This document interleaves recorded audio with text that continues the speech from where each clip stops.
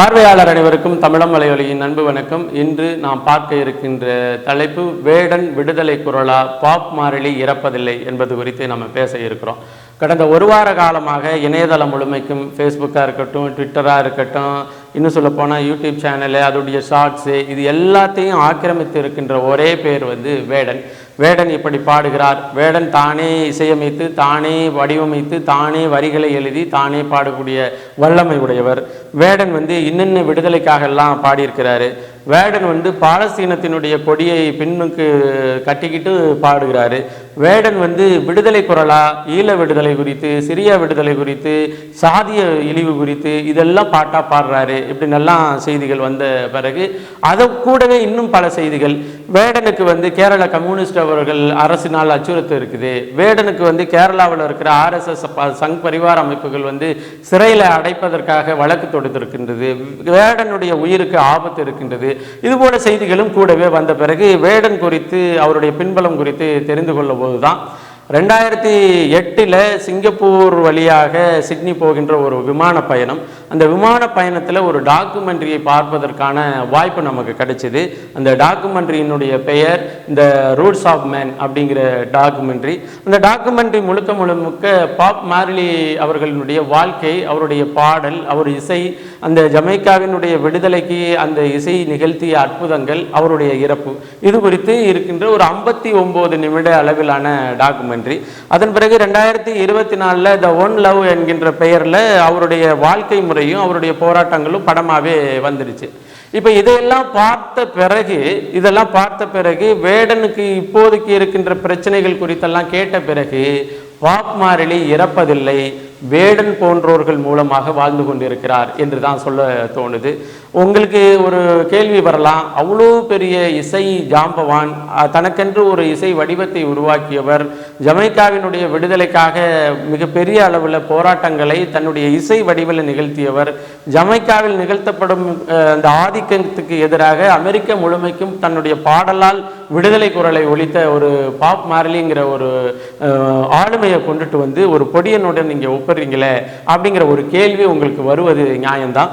இருந்த பொழுதும் இங்க 2 பேருக்குமான வாழ்க்கை முறையை நம்ம பேசி அவர்களை பற்றி தெரிந்து கொண்ட பிறகு இந்த ஒப்புமையில் சில காரண காரியங்கள் இருக்கு அப்படிங்கிறத நீங்க புரிஞ்சுக்கலாம். பாப் மார்லி 1945 ஜமைக்காவுங்கிற ஒரு நாட்டில் பிறக்கிறாரு. ஜமைக்கா அப்படிங்கிறது வட அமெரிக்காவும் தென் அமெரிக்காவும் சந்திக்கின்ற அந்த புள்ளி இருக்கு இல்லையா, ஒரு வால் மாதிரி இருக்கும் இல்லையா, அந்த வால் மாதிரி இருக்கிற இடத்துல ஒரு அமைந்திருக்கிற ஒரு தீவு. கியூபாவுக்கு கீழையும் இந்த வாலுக்கு மேலேயும் 2க்கு நடுவாலையும் இருக்கிறது தான் அந்த ஜமைக்கா தீவு. ஜமைக்காவை சேர்ந்த ஒரு கருப்பின பெண்மணிக்கும் அமெரிக்காவில் இருக்கின்ற ஒரு வெள்ளைக்கார தகப்பனுக்கும் மகனாக பிறந்தவர் தான் நம்ம பாப் மார்லி. 1945 பிறந்த அவருக்கு இளமையிலிருந்து இசையில் மிகப்பெரிய ஆர்வம். தன்னுடைய அந்த பாடல் வரிசை இருக்கு இல்லையா, அவர்கள் ஜமைக்காவினுடைய பூர்வக்குடியினுடைய அந்த இசை முறையை கொண்டுட்டு பாப் பாடலாக கொண்டுட்டு வந்தவர். இந்த வயர்லெஸ் அப்படிங்கிற ஒரு குரூப்பின் மூலமாக பாடிக்கொண்டிருந்தவர். 1974 இந்த வயர்லெஸ் அந்த டீமில் இருந்து, அதாவது இண்டிபெண்டாக அவரால் செயல்பட முடியலை, அதனால அந்த டீமில் இருந்து வெளியில் எக்ஸோடாக்ஸ் அப்படின்னு ஒரு ஆல்பத்தை வெளியிடுறாரு. பாப் மார்லி வெளியிட்ட முதல் ஆல்பம் எக்ஸோடாக்ஸ் அப்படிங்கிறது. இந்த ஆல்பத்தை வெளியிட்ட உடனேயுமே இந்த ஆல்பம் மிகப்பெரிய வரவேற்பை பெறுது.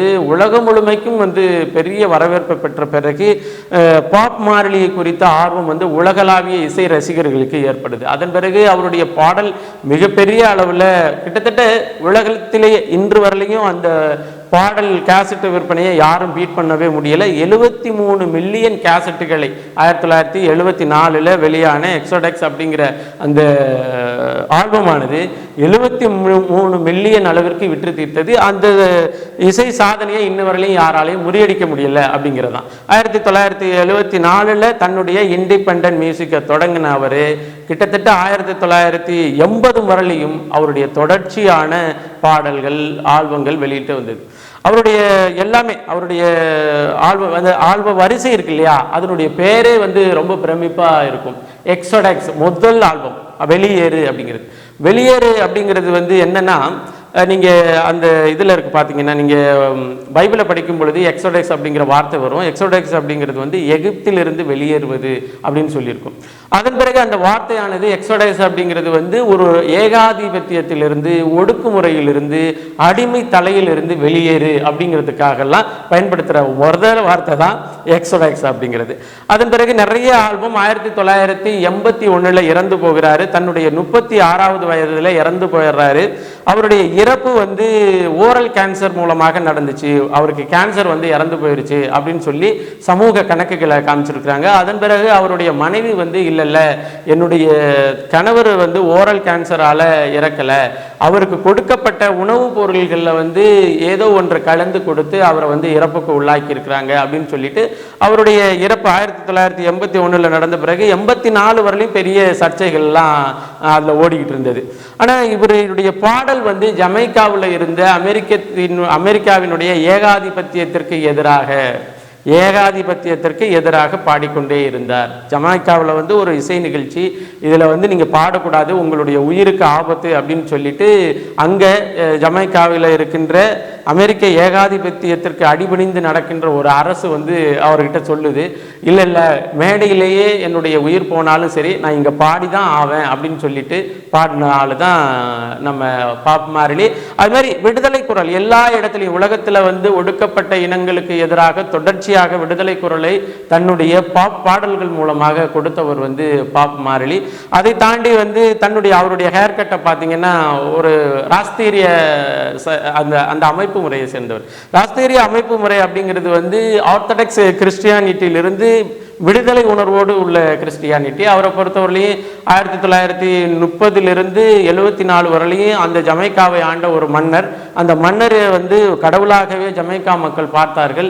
அந்த ஜமைக்காவில் பார்த்த அந்த மன்னர் இருக்கார் இல்லையா, அவரை வந்து கிறிஸ்துவினுடைய 2ஆம் வருகையாக ஏற்றுக்கொண்டு தனித்த சமயத்தை உருவாக்கி கொண்டவர்கள் இந்த ஜமைக்கா. இன்னைக்கும் ஜமைக்காவில் வந்து 5-15% வரலையும் ராஸ்திரா அப்படிங்கிற ஒரு மதத்தை சேர்ந்தவர்கள் இருக்கிறாங்க. கிறிஸ்தவ வழிபாட்டு முறையை ஒட்டிய அவர்கள், அதிலிருந்து சில புரட்சிகர சிந்தனைகளோடு வாழக்கூடியவர்கள். அப்படிதான் இருந்தார் அவர். பாப் மார்லியினுடைய அந்த ஹேர் கட் இருக்கு இல்லையா, அது வந்து அந்த சமயத்தை சார்ந்தவர்கள் அப்படி ஜட மாதிரி வச்சுக்கிறது பழக்கம். அதனால தான் அவருக்கு ஒரு தனித்த வடிவம் வந்து உலகளாவி கிடைத்தது. இன்னும் சொல்லப்போனால் அந்த ஜமைக்காவினுடைய தனித்த மதமாக இருக்கின்ற அந்த மதத்தை உலகம் முழுமைக்கும் பரப்புவதற்கும் அவருடைய பாடல் பயன்பட்டது. அதே போல ஜமைக்காவில் இருக்கின்ற கருப்பினர்களுக்கு எதிரான வெள்ளையர்களினுடைய ஒடுக்குமுறை இருக்கு இல்லையா, ஒடுக்குமுறை, ஏகாதிபத்திய உணர்வு, இது எல்லாத்தையும் உலகம் முழுமைக்கும் கொண்டுட்டு போனது யாருதுன்னா பாப் மார்லியினுடைய அந்த பாப் இசை. அடுத்து இங்கே வந்துடுவோம். இங்கே வந்து வேடன் என்கின்ற ஹரிதராஸ் முரளி அப்படிங்கிறவர், இவர் வந்து யாழ்ப்பாணத்திலிருந்து அகதியாக வந்து உதகையில் குடியேறிய ஒரு யாழ்ப்பாண தமிழ் பெண்ணுக்கும், அதே போல் முரளி அப்படிங்கிற அது திருச்சூருங்கிற இடத்துல இருக்கிற மலையாளிக்கும் பிறந்த ஒரு மகன். 1994 பிறந்த இவர் வேடனுக்கு இப்பொழுதைய வயது வந்து 30 வயது. இவருடைய பாடல் இருக்கு இல்லையா, இவருடைய பாடல் இவர் தொடர்ச்சியாக பாடிக்கொண்டிருக்கிறாரு. 2021 இவங்க அம்மா இறந்து போன பிறகு அம்மாவினுடைய ஞாபகத்தை சுமந்து ஒரு ஆல்பம் இண்டிபெண்ட் ஒரு பாடலை வெளியிடுறாரு. அந்த பாடலின் பெயர் வந்து வாய்ஸ் ஆஃப் வாய்ஸ்லெஸ் அப்படின்னு சொல்லி அந்த பாடல். அதன் பிறகு தொடர்ச்சியாக அவருடைய பாடல்கள் வருது. அதன் பிறகு மஞ்சுமல் பாயச அந்த படத்தினுடைய அவருடைய பாடல். இன்னைக்கு கேரளாவில் அதாவது தனிநபர்களை கொண்டாடாத இடம் வந்து கேரளா. நீங்கள் பெரிய உச்சபட்ச நட்சத்திர நடிகராக இருந்தால் கூட சரி வாங்க டீ குடிச்சிட்டு போங்க அப்படிம்பாங்க. ஒரு கேரளாவில் இருக்கிற முதலமைச்சராக இருந்தாலும் சரி, மினிஸ்டராக இருந்தாலும் சரி, அவர்களுக்காக ஒரு கூட்டமே கூடாத இடம் வந்து கேரளா. ஒரு மினிஸ்டர் வர்றாரு, ஒரு நடிகர் வர்றாருன்னு ஒரு தனித்த கூட்டம் கூடாத ஒரு மாநிலம் என்னன்னா கேரளா தான். ஆனால் இன்னைக்கு காலகட்டத்தில் வேடன் அவர்களினுடைய அந்த ராப் இசைக்கு, சொல்லிசை பாடலுக்காக கூடுகிற கூட்டம் பல ஆயிரத்தை தாண்டி லட்சக்கணக்கை தாண்டி நிற்கிது. இதுதான் அங்கே இருக்கின்ற கேரள கம்யூனிஸ்டுகளுக்கும் சரி, கேரள மதவாதிகளுக்கும் சரி, கேரளாவினுடைய அடிப்படைவாதிகளுக்கும் சரி மிகப்பெரிய அச்சுறுத்தலாக இருக்கின்றது. இவரை பொறுத்தவரையிலையும் வந்து தன்னுடைய அம்மா ஞாபகமாக பாடின வாய்ஸ் ஆஃப் வாய்ஸ்லெஸ் அப்படிங்கிற பாட்டு, அந்த பாட்டில் வந்து எல்லாத்திற்கும் இருக்கும். கேரளாவில் இருக்கிற சாதிய எதிர்ப்பு இருக்குது, அங்கே இருக்கிற யாழ்ப்பாணத்தில் இருக்கின்ற அந்த நிறவரி படுகொலை இருக்குது, ஒரு அகதியாக வெளியேறியது இருக்குது, தலித்துங்கிற ஒரு இதிலிருந்து விடுதலை போட வேண்டும் என்ற விடுதலை குரல் இருக்குது. அப்படி இப்போ பார்த்தீங்கன்னா அடுத்தடுத்த பாடல்கள் வந்து உலகளாவிய ஒடுக்குமுறைக்கு எதிராக சிரியாவில், பாலஸ்தீனத்தில், இங்கே மணிப்பூரில் அங்கே இருக்கிறது, இது எல்லாத்தையும் வந்து தன்னுடைய அழுத்தமான குரல் பதிவில் வந்து இங்கே சொல்லிசை பாடலாக பதிவு செய்துட்டு வர்றாரு. அந்த பாடலினுடைய அதற்காக அவருக்கு என்று ஒரு மிகப்பெரிய கூட்டம் கூடணுமே என்னாச்சு, கம்யூனிஸ்டுக்காரங்க ஐயோ நம்ம பொழப்பு பாதிக்கப்படுதோ அப்படிங்கிற ஒரு கவலை வந்துருச்சு. அதே போல் இங்கிட்டு வழக்கம் போல் சாதியை அடுத்து மதத்தை அடுத்து இது எல்லாம் இருக்கக்கூடாது, நம்ம எல்லாம் மனிதர்கள் அப்படின்னு சொல்லி பாடுகின்ற ஒரு பாடலுக்கு எதிராக எப்பயுமே மதவாதிகள் நிற்பது வழக்கம். அதே போல் மதவாதிகள் ஒன்று சேர்ந்துட்டாங்க. இப்போ இவர் வந்து 2021 இந்த வாய்ஸ் ஆஃப் வாய்ஸ்லெஸில் பாடும் பொழுது, அந்த ஆல்பத்தில் பாடும் பொழுது மோடியை வந்து தீவிரவாதி மாதிரி சொல்லிட்டாரு, அதனால இவரை வந்து தடுக்கணும், இவர் வந்து ஒரு ஈழ தமிழச்சிக்கும் கேரள மலையாளிக்கும் பிறந்ததுனால இவருக்கு ஈழ தமிழர் என்கின்ற உணர்வு இருக்குது, அந்த உணர்வின் அடிப்படையில் இவர் புலிகளை வந்து ஆதரிக்கிற வாய்ப்பு இருக்குது, அதனால இவரை வந்து நீங்கள் என்ன தேசிய முகமையின் மூலமாக நேஷனல் அந்த இது இருக்குல்ல NIA மூலமாக கைது செய்து இவரை வந்து சிறையில் அடைக்கணும். அதன் பிறகு அங்கே இருக்கின்ற கவுன்சிலருக்கெல்லாம் இவருக்கு கூட்டம் கூடுறது பிடிக்காம கம்யூனிஸ்டுகளே இவருக்கு எதிராக மனு கொடுத்துருக்குறாங்க. அதன் பிறகு ஒரு தன்னுடைய பாடலில் விரும்புகிற ஒருத்தர் வந்து ஆசையாக ஒரு டாலரை கொடுத்து, அது புலி பல் உள்ள டாலரை கொடுத்த உடனே அந்த பல்லை எடுத்து நீங்கள் டெஸ்ட்டுக்கு அனுப்பணும்னு அனுப்பி, அது 5 வயசு உடைய புலியினுடைய பல்லு எப்படி கிடைச்சதுன்னு எப்படி சொல்லி இவர் வந்து புலியை வந்து வேட்டையாடி இருக்கிறாரு அப்படின்னு சொல்லி ஒன்று. அதாவது புலியே பாடுது, அது புலி நகத்தையும் புலி பள்ளத்தையும் தான் போட்டுட்டு பாடணுங்கிற அவசியம் இல்லை, அப்படி ஒரு வழக்கு.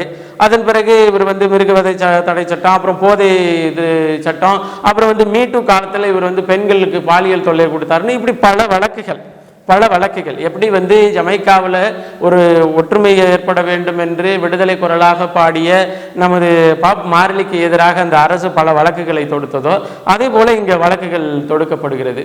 இப்போ இந்த காலகட்டத்தில் தான் அவருடைய வளர்ச்சி 2021 கைது செய்யப்பட்டு அதன் பிறகு வெளியில் வந்தது. இப்போ தொடர்ச்சியாக அவருடைய அந்த சொல்லிசை பாடல் வந்து மிகப்பெரிய அளவில் உலகளாவிய வரவேற்பை பெற்று நிற்குது. இப்போ நம்ம ஏன் இதை வந்து பாப் மார்லியோட நம்ம ஒப்பிட வேண்டும் அப்படின்னு நான் நினைக்கிறேன் அப்படின்னு சொன்னால், அங்கேயும் ஒடுக்கப்பட்ட மக்களுக்காக ஏகாதிபத்தியத்திற்காக முதல் தன்னுடைய ஆல்பத்தை எக்ஸோடெக்ஸ் அப்படிங்கிற பேரில் வெளியிட்ட பாப் மார்லி இங்கேயும் வந்து வாய்ஸ் ஆஃப் வாய்ஸ்லெஸ் அப்படின்னா குரலற்றவர்களினுடைய குரல் அப்படின்னு சொன்ன முதல் ஆல்பம். இப்படி ஏகப்பட்ட ஒற்றுமையை என்னால் வந்து வேடனுக்கும் பாப் மார்லிக்கும் பார்க்க முடிகிறது.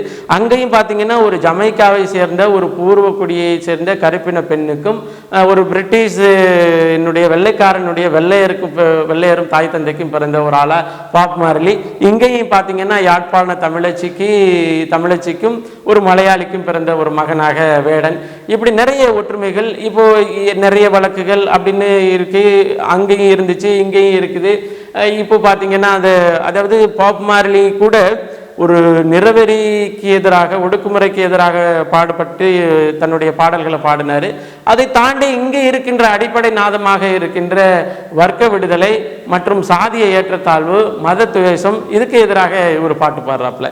இப்படி தான் நம்மளால் பார்க்க முடிஞ்சது. அதன் பிறகு அங்கே நிலவிய அதே போல சூதுகளும் சூழ்ச்சிகளும் இங்கேயும் நிலவும் அப்படிங்கிறதுக்கு எந்தவித மறுப்பும் இல்லை அப்படிங்கிறது தான் மிக முக்கியமானது.